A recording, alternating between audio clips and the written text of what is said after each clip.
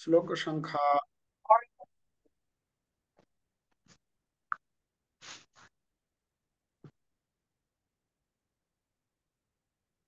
শ্রীমদ্ ভগবদ গীতা চতুর্থ অধ্যায় জ্ঞান যোগ শ্লোক সংখ্যা 20 বিংশতি শ্লোক আমরা আজকে অধ্যয়ন করব। আমরা 20, 21 আমরা যতটা পারি আলোচনা করব। আহ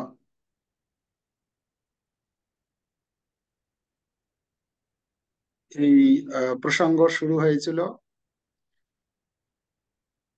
16 নম্বর শ্লোক থেকে। 16, 17, 18 এই 3টি শ্লোকে কর্ম, অকর্ম এবং বিকর্মের কথা বলা হয়েছিল। তো আমরা 19 নম্বর শ্লোক থেকে 24 নম্বর শ্লোকে এখানে পাচ্ছি যে কর্মে অকর্মে কর্মদর্শন। যেরকম আমরা 18 নম্বর 20 নম্বর শ্লোক আজকে হবে না।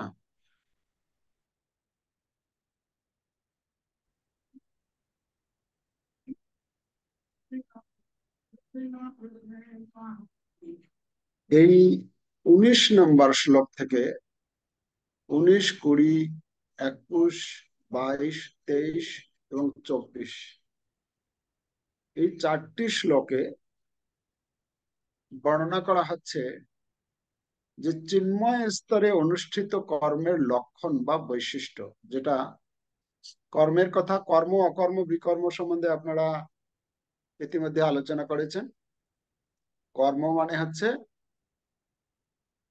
শাস্ত্রে বর্ণনা রয়েছে, শাস্ত্রের নির্দেশিত কর্মকে কর্ম বলা হয়। কিন্তু সেই কর্ম করতে গিয়ে ফলের প্রতি আসক্তি, যে কর্ম শাস্ত্রে নির্দেশিত অনুশাসন মেনে করা হয় কিন্তু মনোভাবের পার্থক্যের দরুন তাকে কর্ম বলা হয়। মনোভাবটা কি থাকে না, শাস্ত্রের অনুশাসন মেনে করছে কিন্তু সেই কর্মের ফল ভোগ করার ইচ্ছা ভাবনা থাকে। তো সেই মনোভাব নিয়ে কর্ম করলে তাকে বলা হয় কর্ম। আর তার ফলটা কি? কর্মের, যদি কর্ম করি শাস্ত্র নির্দেশিত অনুশাসন মেনে, তাহলে সেই কর্মের ফল হচ্ছে পুণ্য অর্জন হবে। অপরপক্ষে যদি বিকর্ম করা হয়, বিকর্মটা কি না, বিকর্ম হচ্ছে শাস্ত্রের নির্দেশ নেই, শাস্ত্র বিরুদ্ধ কর্ম, এবং ফলের প্রতি তো আসক্তি তার থাকেই। কর্মের কর্ম যখন কেউ অনুষ্ঠান করে তখনও তার কর্মের প্রতি, কর্মের ফলের প্রতি আসক্তি থাকে। আর যে বিকর্ম করে তারও কর্মের, যা কর্ম করে তার ফলের প্রতি আসক্তি থাকে।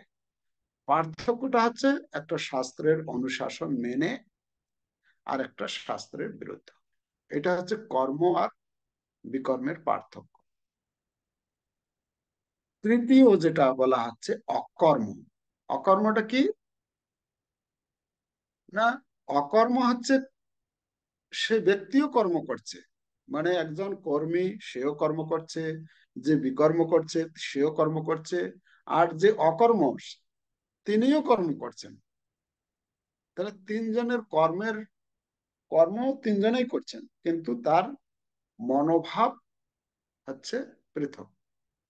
মনোভাব যেহেতু পৃথক, হ্যাঁ, তাই তার ফলও হচ্ছে পৃথক। এখানে অকর্ম সম্বন্ধে কি বলা হচ্ছে, যে অকর্মী যারা, যারা অকর্ম অনুষ্ঠান করে তাদের মনোভাব কি থাকছে? তাদের মনোভাব হচ্ছে ইন্দ্রিয়, নিজের ইন্দ্রিয় তৃপ্তির জন্য কোনো বাসনা তার থাকে না। আপনারা এই গতকাল শ্লোকে পড়েছিলেন কাম সংকল্প বর্জিতা।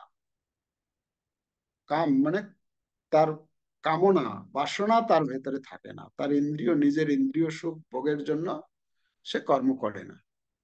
আর ভগবানের নিত্য দাস, আমি যে হচ্ছি ভগবানের নিত্য দাস, ভগবান হচ্ছেন মালিক, তিনি হচ্ছেন প্রভু, তিনি সবকিছুর কর্তা, এই ভাবনা, এই বোধ, এই চেতনা নিয়ে সে কর্ম করে, এটা হচ্ছে অকর্ম। তার ফল কি হচ্ছে?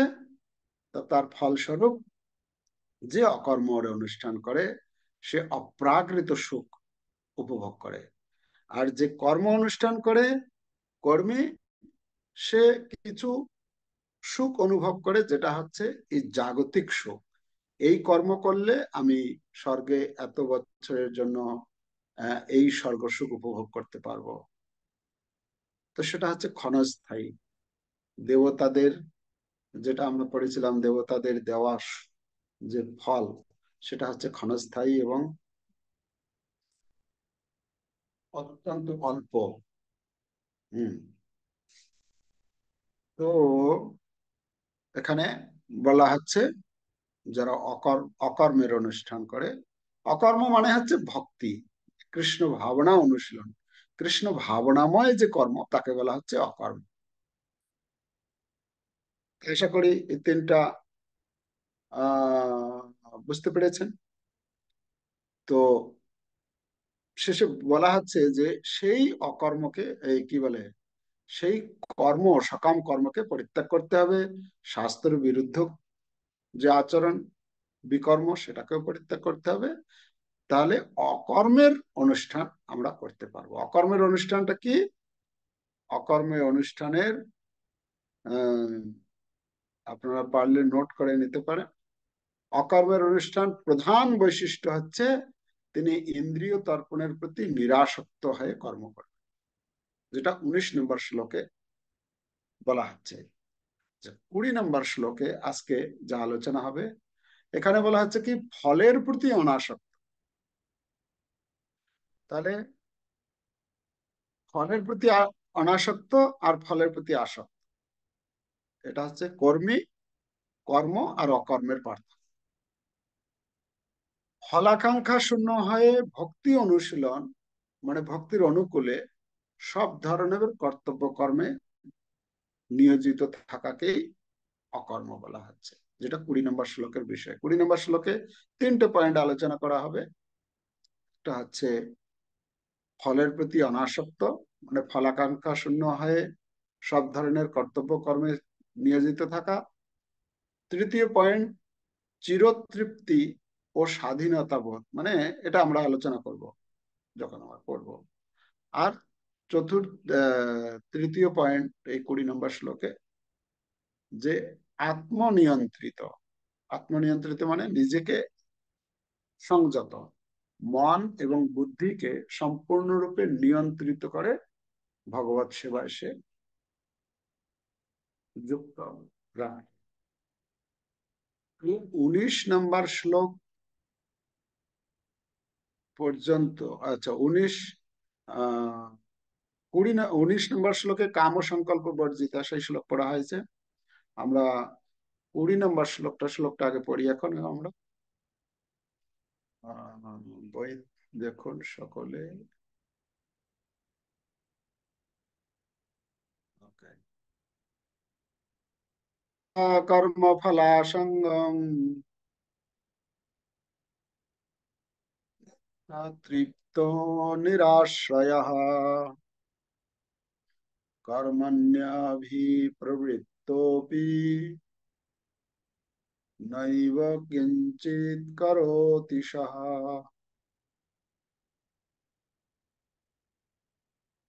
তাহলে এখানে বলা হচ্ছে ত্যক্তা কর্ম ফলাসঙ্গম। ত্যক্তা মানে পরিত্যাগ করে। কি পরিত্যাগ করতে হবে? কর্মফলাসঙ্গ, মানে কর্মের ফলের প্রতি আসক্তিটাকে ত্যাগ করতে হবে। তাহলে কি হবে? নিত্য তৃপ্ত, মানে সর্বদাই সে তৃপ্ত, সন্তুষ্ট থাকতে পারবে। নিরাশ্রয়, তার নিরাশ্রয় মানে অন্য কোনো তার আশ্রয় থাকবে না, মানে ভাগবত প্রতিবিধান ব্যতীত অন্য কারো সন্তুষ্টির জন্য কর্ম করবে না, এমনকি নিজের আত্মসন্তুষ্টির জন্য কর্ম করবে না। কোনো দেবদেবী বা অন্য নিরাশ্রয়, মানে কোনো কিছুর উপরে মানে ভরসা রাখবে না। একমাত্র ভরসা হচ্ছে অবশ্য রক্ষিবে কৃষ্ণ বিশ্বাস পালন, মানে ভগবানই হচ্ছেন একমাত্র সবকিছু। তো ভগবানেরই আশ্রয়। এর বলা হচ্ছে কর্মণ্য কর্মণ্য কর্মণ্যভি প্রবৃত্ত, মানে কর্মের মধ্যে প্রবৃত্ত থাকবে। প্রবৃত্ত থাকলেও অপি শব্দ ব্যবহার করা হয়েছে, কর্মের মধ্যে মানে যুক্ত থাকলেও নৈব কিঞ্চিত করোতি স। নৈব মানে মানে না, কিঞ্চিত মানে কিছুই, করোতি স সে করছে না। স সেই ব্যক্তি কিছুই করছে না, মানে অনেক কর্মের মধ্যে যুক্ত থাকলেও সেই কর্মের ফল তাকে ভোগ করতে হয় না, এ কথা বলা হচ্ছে। অনুবাদ: কর্মফলের আসক্তি সম্পূর্ণরূপে ত্যাগ করে সর্বদা তৃপ্ত থেকে এবং আশ্রয়ের অপেক্ষারহিত হয়ে তিনি সব রকম কর্মে যুক্ত হওয়া সত্ত্বেও কর্মফলের আশায় কোনো কিছুই করেন না। তাৎপর্য: কৃষ্ণ ভাবনায় ভাবিত হয়ে শ্রীকৃষ্ণের সন্তোষ বিধানের জন্য সব রকম কর্ম করার মাধ্যমেই কেবল কর্মবন্ধন থেকে মুক্তি লাভ করা যায়। কৃষ্ণ ভাবনার অমৃত লাভ করেছেন যে ভক্ত, তিনি বিশুদ্ধ ভগবত প্রেমের দ্বারা উদ্বুদ্ধ হয়ে কর্ম করেন। তাই তার কোনো রকম কর্মফলের প্রতি আগ্রহ থাকে না। তিনি এমনকি তার ব্যক্তিগত জীবন ধারণের ব্যাপারেও নিষ্ক্রিয় থাকেন, কেননা তিনি সর্বতভাবে ভগবান শ্রীকৃষ্ণের উপর নির্ভরশীল। তিনি কিছুই সংগ্রহ বা সঞ্চয় করতে চান না, কিংবা যা কিছু তিনি লাভ করেছেন সে সবও সুরক্ষিত করতে চান না। তার সাধ্য অনুসারে সর্বতভাবে তিনি তার কর্তব্য পালন করেন এবং সবকিছুর জন্য কৃষ্ণের উপর নির্ভর করেন। এই ধরনের নিরাসক্ত কৃষ্ণ ভক্ত ভালো ও মন্দ সব রকম কর্মফল থেকে মুক্ত, যেন তিনি কোনো কিছুই করছেন না, এটি অকর্ম, অর্থাৎ ফলহীন কর্মের লক্ষ্য।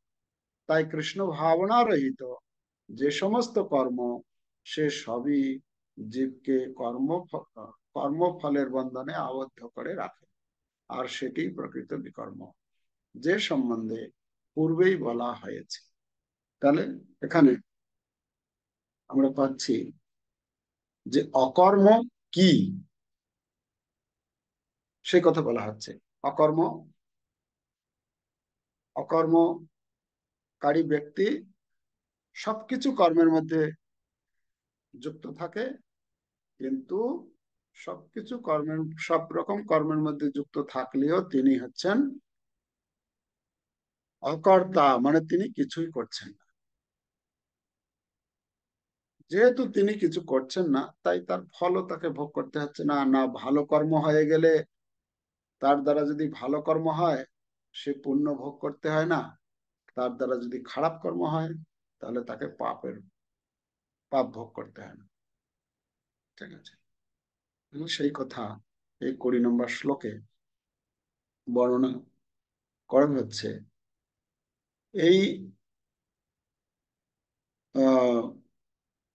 19 নম্বর শ্লোকে যে কথা আমরা পেয়েছিলাম, যে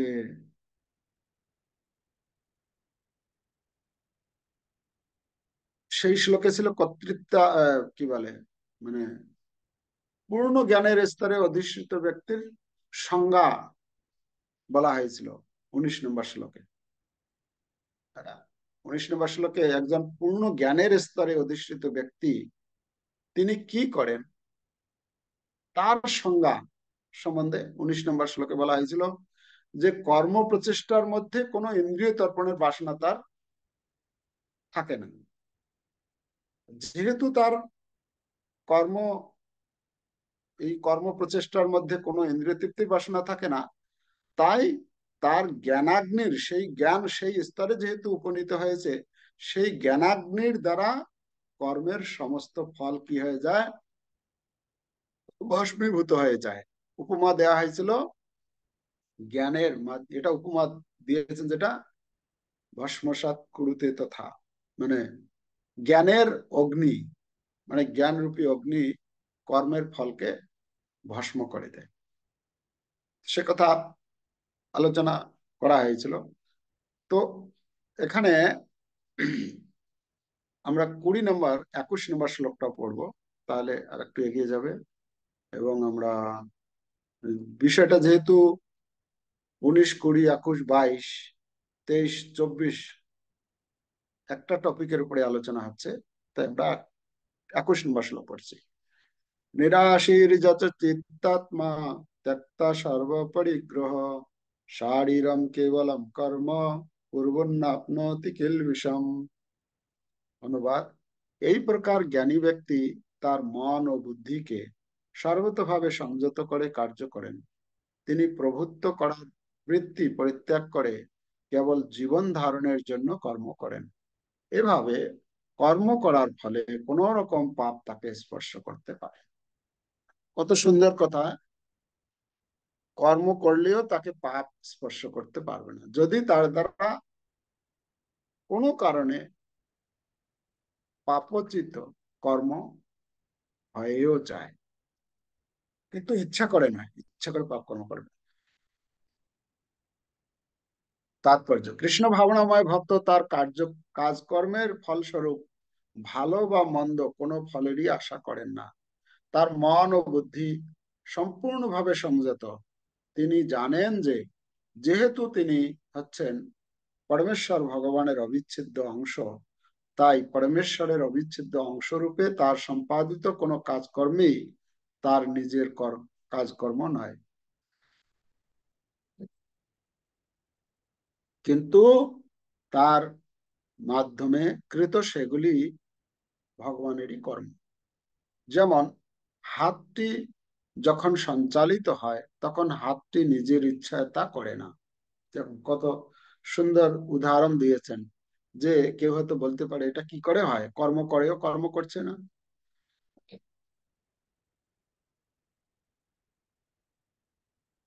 কর্ম করেও কর্ম করছে না, তো উদাহরণ দেওয়া হচ্ছে কিসের? একটি হাত, হাত সে কর্ম করছে, বিভিন্ন রকম কর্ম করছে। তো সেই উদাহরণের মাধ্যমে সুন্দরভাবে, মানে মন দিয়ে এটা পড়ুন। সমস্ত শরীরের প্রচেষ্টার ফলেই তা সম্পন্ন হয়। কৃষ্ণ ভাবনাময় ভক্ত ভগবানের ইচ্ছার দ্বারাই পরিচালিত হন, কেননা তার নিজের ইন্দ্রিয় তৃপ্তির কোনো রকম ইচ্ছা নেই। এক এটা একটা উদাহরণ দেওয়া হবে, যে আমার হাত আছে, আমি হাত দিয়ে কিছু করছি, তো হাতটা করছে, কিন্তু কর্তাটাকে কর্তাটাকে করছি আমি। আমি যখন ইচ্ছা করব তখন আমার হাতটা কাজ করবে। আমি যতক্ষণ পর্যন্ত কোনো ইচ্ছা করছি না ততক্ষণ পর্যন্ত হাত চুপচাপ বসে আছে। তো আমি ইচ্ছা করছি, আমি করাচ্ছি, তো হাত করছে। এতে হাতের কোনো কর্তাভিমান, হাত বলবে না এই কাজটা আমি করেছি, আমি এই জিনিসটা, সুন্দর জিনিসটা তৈরি করেছি। ঠিক যেরকম হাত নিজে দাবি করে না যে আমি করেছি, এই ভালো কাজটা আমি করেছি, খারাপ কাজটা আমি করিনি। এরকম পার্থক্য হাত যেরকম করতে পারে না, কর্তার ইচ্ছা মানে আমার ইচ্ছা হাত দুটি কাজ করছে, ঠিক তেমনি একজন উচ্চ স্তরের ভক্ত এই জ্ঞানের স্তরে, যে এই জ্ঞান যে লাভ করেছে, সেই রকম ভক্ত কি করে, ভগবত ইচ্ছায় সে কর্ম করে। যেহেতু ভগবানের ইচ্ছাতেই কর্ম করছে, মানে তার নিজের সুখ সুবিধা ইন্দ্রিয় তৃপ্তির বাসনা নিয়ে কর্ম করছে না, তাই তাকে ফলও ভোগ করতে হচ্ছে না। ঠিক যেরকম হাতকে ভোগ করতে হয় না, ভালো কর্ম হোক আর খারাপ কর্ম হোক, তাকে যে কোনো কিছুই ভালো মন্দ ভোগ করতে হয় না। ঠিক তেমনি একজন ব্যক্তি সেই স্তরে যখন উপনীত হয়, তখন তাকে, সে অনেক রকম কার্যের মধ্যে যুক্ত থাকলেও তাকে তার ভালো মন্দের ফল ভোগ করতে হয় না, সেটা বলা আছে। তার পরবর্তীতে এবার আর একটা উদাহরণ দিচ্ছে। একটি যন্ত্রের অংশ যেভাবে পরিচালিত হয়, তিনিও সেভাবেই পরিচালিত হন। যন্ত্রের কলকবজায় যেমন রক্ষণাবেক্ষণের জন্য তেল দিতে হয় ও তা পরিষ্কার করতে হয়, ভগবত ভক্ত ও তেমন ভগবানের প্রেমময়ী সেবা সম্পাদনের জন্যই কেবল নিজেকে সক্ষম রাখেন। তো এই শরীরটাকে কিসের একটি যন্ত্রের সঙ্গে তুলনা করা হয়েছে? এই যন্ত্র, একটা যন্ত্রকে যেরকম পরিষ্কার পরিচ্ছন্ন, আপনাদের বাড়িতে কোনো না কোনো যন্ত্র রয়েছে, হ্যাঁ, সেই যন্ত্রকে যত্ন নিতে হয়, তাকে মুখ ধোয়া, তাকে পরিষ্কার করা, তেল দেওয়া ইত্যাদি, হ্যাঁ, সেটা করতে হয়। কেন করতে হয়? মানে যন্ত্রটা যেন ভালো থাকে। কেন? সেই যন্ত্রটা দিয়ে আমি কাজ করছি। ধরুন হয়তো আপনি বাড়িতে সাইকেল মোটর সাইকেল আছে, বা উম, আহ, আপনার বাড়িতে সেলাই মেশিন আছে, তো আপনি কি করেন? আপনি সেটাকে পরিষ্কার করেন, তেল দেন, হ্যাঁ, এইসব করেন। কেন করেন? না, সেই মোটর সাইকেলটা দিয়ে, সেই সাইকেলটা দিয়ে আপনি অন্যত্র গমন করে বিভিন্ন কাজকর্ম কম সময়ের মধ্যে যাতে সম্পাদন হয়, সেটা করেন। আপনি সেলাই মেশিনকে পরিষ্কার পরিচ্ছন্ন বা তেল দিচ্ছেন, কিসের জন্য করছেন? না, সেই যন্ত্রটা দিয়ে আপনি জামা কাপড় সেলাই করবেন। তো ঠিক তেমনি এখানে শিলা প্রভুপাদ তুলে ধরেছেন, আমাদের এই শরীরটা, এটা হচ্ছে একটা যন্ত্র। আমরা ভগবানের সেবা সম্পাদন করার জন্য এই যন্ত্রটাকে সুস্থ রাখতে হবে, যাতে এখানে বলছেন ভগবত ভক্ত তেমন ভগবানের প্রেমময়ী সেবা সম্পাদনের জন্যই কেবল নিজেকে সক্ষম রাখেন, যাতে দুর্বল হয়ে না পড়ি, যাতে আমি এরকম কোনো খাদ্য না খেয়ে ফেলি যেটা কি আমার শরীরটা দুর্বল হয়ে যাবে, অসুস্থ হয়ে পড়বে, হ্যাঁ, এরকম পরিবেশে না যাই, সেখান থেকে নিজেকে সুরক্ষিত রাখা। হ্যাঁ, তো ভগবানের ভক্ত এই যন্ত্রটার যত্ন নেয়।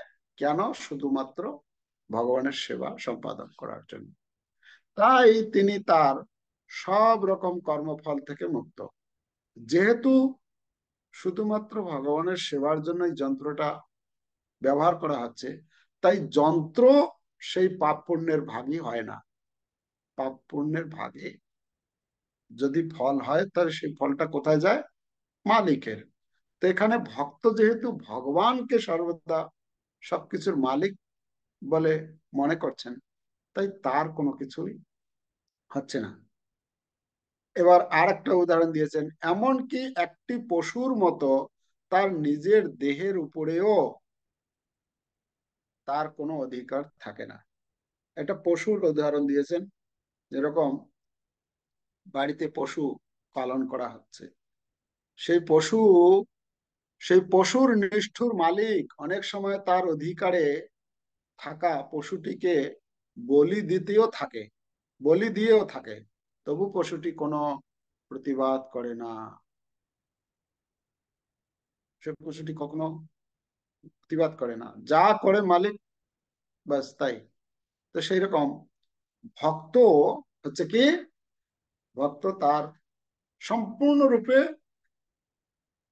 নির্ভর করছেন সে মালিকের উপর, মানে ভগবানের উপর। হ্যাঁ, ভগবান মারবি রাখবি जो ইচ্ছা তোহারা, নিত্য দাস প্রতি তুয়া অধিকারা। তাহলে ভক্ত কি করে? আপনি যদি চান আমার ক্ষতি হোক, আপনি যদি চান আমি দুঃখ পাই, আপনি যদি চান আমি আনন্দে থাকি, আপনি যদি চান আমার নাম যশ বৃদ্ধি হোক, যা হবে সবকিছু আপনার ভালো হবে। তো আপনার সম্পদে বিপদে যা কিছু যে কোনো পরিস্থিতিতেই আপনি হচ্ছেন মালিক। তার প্রকৃত কোনো স্বাধীনতাই নেই। ভক্ত তার ব্যক্তিগত স্বাতন্ত্র্য অপপ্রয়োগ করেন না, নিজের ইচ্ছায় প্রয়োগ করেন না, ভগবত ইচ্ছায় সেই স্বাধীনতাকে কাজে লাগান।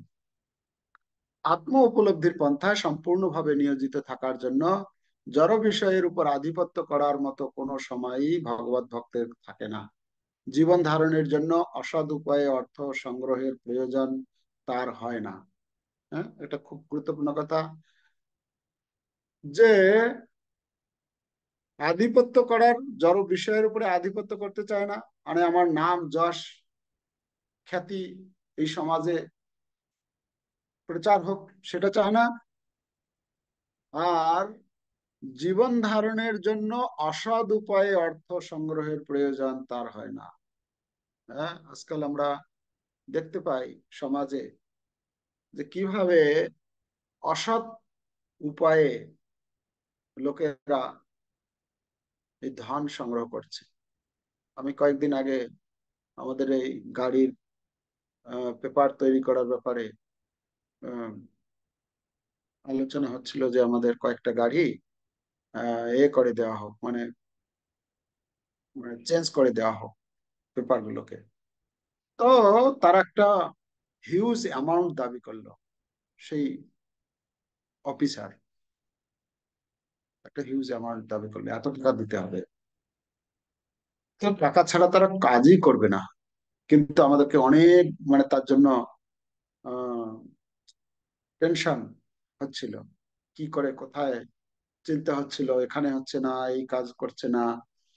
তো তারপরে দামাদামি শুরু করলো, এত টাকা দিতে হবে। আমি তখন বললাম, আমার যে ভক্তটা কাজ করে, সেই কাজটা দেখাশোনা করে, তো আমি তাকে বলছি যে কিভাবে লোক, সে অফিসার, তার তো একটা সরকার তো বেতন দিচ্ছে, কিন্তু এই টাকাটা যে নিচ্ছে, এই টাকাটার কোনো বিল দিবে না, কোনো কিছু না। এটা কি, এটা এটা এক ধরনের অসৎ উপায়ে সে এই অর্থ উপার্জন করছে। যে এই অসৎ উপায়ে যখন অর্থ উপার্জন করি, এমনি হচ্ছে বলা হচ্ছে অর্থ হচ্ছে অনর্থের মূল। অর্থ যখন কারো থাকে, এবং বিশেষ করে সেই অর্থ যদি সৎ পথে ইনকাম, মানে সৎ পথে যদি উপার্জন না করে, তাহলে সেই অর্থই তাকে পরবর্তীতে কষ্ট দিবে। সে কষ্ট পেতে পারে, সেই অর্থ যে যে ভোগ করবে, যার কাছে থাকবে, সে তার জীবনে, তার পরবর্তী জীবনে, বা তার আত্মীয় স্বজন, এই অর্থ, এই অর্থই তার অনর্থের মূল হয়ে যাবে, দাঁড়াবে। তো এই জন্য আমাদের ভক্তদেরকেও খুব সাবধান থাকতে হবে, যেন আমরা কোন রকম অসৎ উপায়ে অর্থ উপার্জন না করি। ঠিক আছে? কেন? সৎ উপায়ে যখন আমরা অর্থ উপার্জন করব, সেই সেই অর্থ আমাদের জীবনে শান্তি আনবে। কিন্তু অসৎ উপায়ে যদি আমরা অনেক অর্থ উপার্জন করলাম, কেউ কখনো কখনো এরকম বলে থাকে, প্রভু আমি যদি এরকম অর্থ নিই, আর উম, আমি মন্দিরকে দান করব, গীতা দানে, এই অযোধ্যা গীতা দান হচ্ছে, সেখানে দান করব। তো এটা ভালো, ভালো নয়। আমি অসৎ উপায়ে অর্থ উপার্জন করব, আর সেটা ভগবানের সেবায়ও কিছু দেব, আর আমার কিছু আমারও কিছু কাজে লাগবে। তো এরকম, আবার কখনো কখনো এরকম পরিস্থিতি এসেও যেতে পারে, যে অফিসে 10 জন আছে, তার মধ্যে একটা কোটা আছে যে এত এত এত পার্সেন্ট পাবে। হ্যাঁ, আমাকে একটা এই ভেহিকেল, মোটর ভেহিকেল ডিপার্টমেন্টের ডিস্ট্রিক্ট ডিটিও, মানে ডিস্ট্রিক্ট ভেহিকেল, যে মোটর ভেহিকেলের যে হেড, তো সে কথা প্রসঙ্গে একদিন বলছে, প্রভুজি ক্যা করেন, মানে এরকম, যে আপনি যদি না নেন, তাহলে আপনাকে মানে তুচ্ছ তাচ্ছিল্য গালিগালাজ করবে, অনেক রকমের অপশব্দ প্রয়োগ করবে। হ্যাঁ, কেন? অফিসার যদি না নেয়, তাহলে তার নিচের চেলারা কি করে নেবে? পার্সেন্টেজ ব্যাপার আছে। তো কথা হচ্ছে, আমি তখন বললাম যে আপনার কি সেই পয়সার দরকার আছে? আপনি কি মনে করেন? আগে আপনি নিজেকে নিজেকে আপনি আগে চিন্তা করুন যে সেই পয়সা কি আমার জীবনের দরকার আছে?